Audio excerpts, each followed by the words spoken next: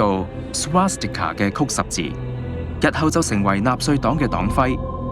希特拉會永遠記住修道院牆上嘅呢個曲十字，因為呢個符號預示咗佢嘅命運。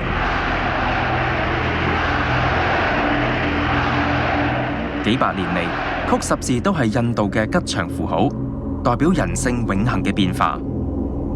經納粹黨曲解之後，就成為傳說中身材高挑、金髮碧眼嘅純正種族雅利安人嘅象徵。希特拉唔止為佢哋戴上頭盔，仲為佢哋披上優秀種族嘅神秘色彩。